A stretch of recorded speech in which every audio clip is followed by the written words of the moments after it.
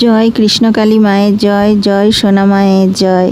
ভিডিওটি সম্পূর্ণ দেখবেন এবং ভিডিওটি বেশি বেশি করে শেয়ার করে দেবেন যাতে আরও সবার কাছে ভিডিওটি পৌঁছে যায়। কৃষ্ণকালী মায়ের মন্দিরে ফলহারিণী অমাবস্যার দিন মায়ের পুজো হচ্ছে, আপনারা ভিডিওটা সম্পূর্ণ দেখবেন। কৃষ্ণকালী মা জাগ্রত, কৃষ্ণকালী মা জীবন্ত। মায়ের কাছে এসে কেউ খালি হাতে ফিরে যায় না। ফলহারিণী অমাবস্যার দিন মায়ের মন্দিরে প্রচুর ভক্ত এসেছিলেন। শনিবার মঙ্গলবার অন্য দিনের থেকে ভক্ত বেশি আসেন। শনিবার ফলহারিণী অমাবস্যা, তাই প্রচুর ভক্ত এসেছিলেন এবং ওই দিন এক ভক্ত ব্যান্ড বাজনা নিয়ে এসেছিলেন। সেখানে গান বাজনা ব্যান্ড বাজিয়ে মায়ের পুজো হয়েছে। ভক্তরা খুব আনন্দ করেছেন, মজা করেছেন, প্রসাদ বিতরণ করেছেন ভক্তদেরকে ওই দিন মায়ের প্রসাদ। ফলহারিণী অমাবস্যাতে যেটা করতে হয় সেটি হচ্ছে আপনার পছন্দের যে কোনো একটি ফল, 1টি 3টি 5টি বিজোড় সংখ্যার ফল নিয়ে মায়ের কাছে পুজো দিতে যেতে হয়। সেটা কৃষ্ণকালী মায়ের মন্দির হোক অথবা আপনার বাড়ির আশেপাশে যে কালী মন্দির আছে সেই মন্দিরে মাকে নিবেদন করতে হয় এবং আপনি আপনার যা মনের ইচ্ছা সেটাও তখন মাকে জানাতে হয়।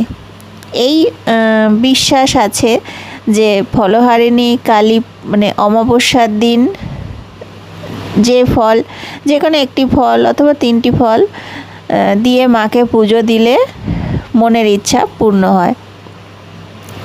তো এই ধরনের ঘটনা, এই ধরনের কথা তো যুগ যুগ ধরে হয়ে আসছে। আর মায়ের কাছে সন্তান সবসময় স্নেহের। মাকে সবসময় কিছু না কিছু আমরা মায়ের কাছ থেকে চাই, মা এটা দাও, মা সেটা দাও। কিন্তু সবসময় কি চাওয়া মাত্রই কি পাওয়া যায়? না, চাওয়া মাত্র পাওয়া যায় না। তার কারণ হচ্ছে সঠিক সময়। এই পৃথিবীতে সব থেকে ভালো বন্ধু, সব থেকে ভালো শিক্ষক যেটাই বলো সেটা হচ্ছে সময়। সময় তোমাকে সঠিক শিক্ষা সঠিক সময়েই দেবে। তাই সময় সত্যি খুব গুরুত্বপূর্ণ একটা জিনিস। তাই সময় থাকতে থাকতে সব কিছু ঠিক করে নেওয়া উচিত। তো যাই হোক, আমি অন্যদিকে চলে গেলাম কথাটা বলতে বলতে, যে এই বিষয়ে নয়, অন্য একদিন ভিডিওই বলবো। তো যাই হোক, সময় সঠিক সময় ছাড়া কখনো কিছুই পাওয়া যাবে না। আমরা মায়ের কাছে প্রার্থনা করি, মাকে বলি, মায়ের কাছে কান্নাকাটি করি, কিন্তু মা সঠিক সময়টা মা জানেন। যখন সেই জিনিসটা যেটাই হোক, আমরা যেটার জন্য মায়ের কাছে কাঁদছি, প্রার্থনা করছি, সেই জিনিসটা সঠিক যখন দরকার, সঠিক সময় হবে, তখনই সেই জিনিসটি মা দেবেন। সঠিক সময় ছাড়া কোনো কিছুই হয় না। তাই আমরা মাকে ডাকি, মায়ের কাছে প্রার্থনা করি, কিন্তু যতক্ষণ না সঠিক সময় হচ্ছে ততক্ষণ কিছুই হবে না। আমরা যেটা চাই মা কিন্তু সেটা আমাদের দেন না।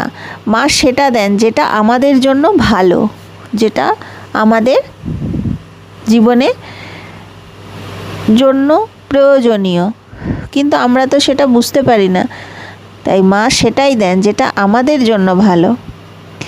তো বাড়িতে বসে কৃষ্ণকালী মায়ের নাম জপ করো। মায়ের মূল মন্ত্রই হচ্ছে জয় কৃষ্ণকালী মায়ের জয়। এই মন্ত্রে প্রচুর ক্ষমতা, প্রচুর শক্তি আছে।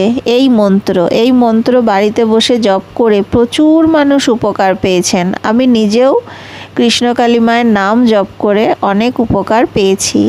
তোমার মনে বিশ্বাস থাকলে, ভক্তি থাকলে তুমি মায়ের নাম জপ করো। মঙ্গলা মা সবসময় বলেন কৃষ্ণকালী মায়ের নাম জপ করতে। মায়ের নাম জপ করলে আর অন্য কোনো কিছুই করার অন্য কোনো কিছুরই দরকার হয় না। তাই মায়ের নাম জপ করো। মায়ের নাম জপ সব সময় করা যায়। মাকে তুমি সব সময় ডাকতে পারবে। মাকে ডাকার কোনো আলাদা দিন, ক্ষণ, তিথি, নক্ষত্র এরকম হয় না। মাকে সব সময় ডাকা যায়। তাই তোমার মনে বিশ্বাস থাকলে, ভক্তি থাকলে তুমি মাকে ডাকো, অবশ্যই মায়ের কৃপা লাভ করবে। ফলহারিণী কালী পুজোর দিন মায়ের মন্দিরে, কৃষ্ণকালী মায়ের মন্দিরে প্রচুর ভক্ত এসেছেন এবং পুজো দেখছেন। মায়ের পুজো হচ্ছে, মায়ের ভোগ প্রসাদ সবাইকে, ভক্তদেরকে দেওয়া হয়েছে। তো সেই আর নাম গান হয়েছে। এক ভক্ত ব্যান্ড বাজনা নিয়ে এসেছিলেন, ওনার মনের ইচ্ছা পূর্ণ হয়েছে, তাই ব্যান্ড বাজনা নিয়ে এসেছিলেন মায়ের মন্দিরে। তো ওই ফলহারিণী অমাবস্যার দিন কৃষ্ণকালী মায়ের মন্দিরে প্রচুর ভক্ত এসেছিলেন এবং প্রচুর মজা হয়েছে, আনন্দ হয়েছে। সবাই খুব ভালোভাবে আনন্দ করেছেন।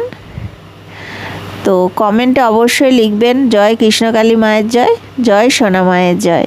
কৃষ্ণকালী মা জাগ্রত, কৃষ্ণকালী মা জীবন্ত। মায়ের কাছে এসে কেউ খালি হাতে ফিরে যায় না। খালি হাতে এলে ভরা হাতে ফিরে যায়।